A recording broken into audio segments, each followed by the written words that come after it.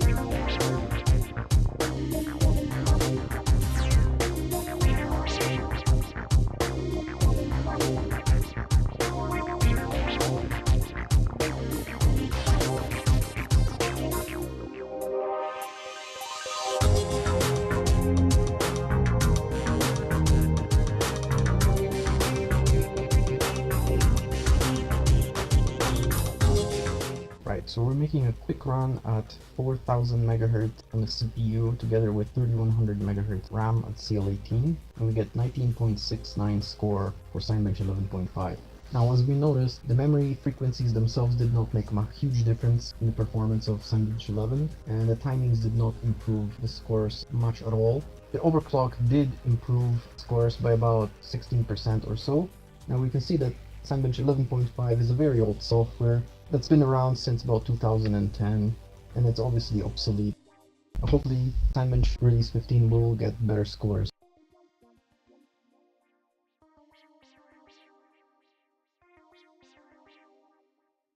We're gonna run through Cinebench release 15 single core, and we see what kind of an IPC we get at stock speeds with XFR enabled and 2133 MHz CL18, and we got a score of 155, which is actually quite good compared to some of the early reviews of these CPUs, which were scoring somewhere in the mid 140s.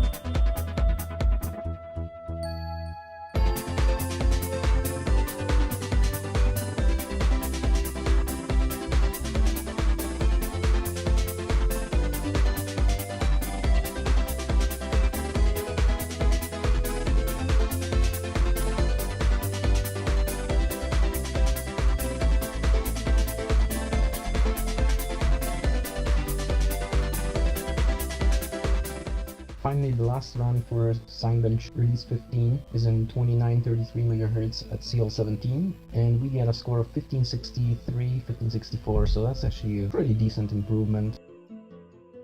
We're also going to run a very quick render at 4000 MHz, 3100 MHz CL18, and we get a score of 1778.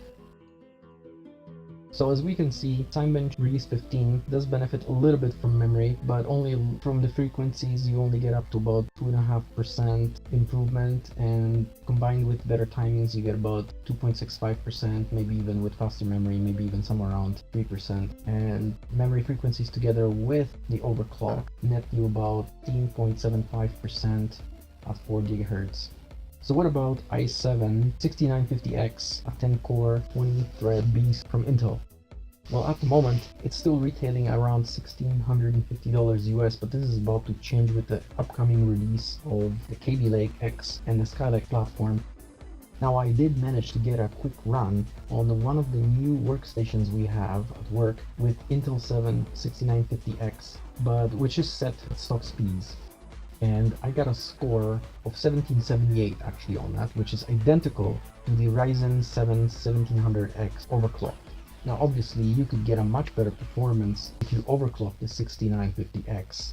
Now, considering the fact that these CPUs should not be even in the same league based on the price, the fact that a 1700X AMD CPU is able to even compete with a CPU from Intel that's approximately 5 to 6 times more expensive is quite a remarkable achievement for AMD. But the fact that a $360, $350 CPU that is even keeping up with a $1,700 or $1,500 CPU is incredible. And so technically, with a CPU that's $1,000 more expensive, it should just completely obliterate the AMD, but it does not.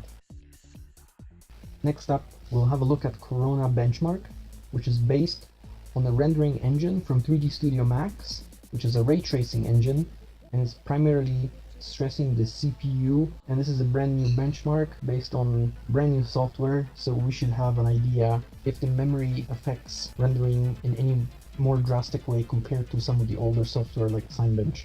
Alright, see you then.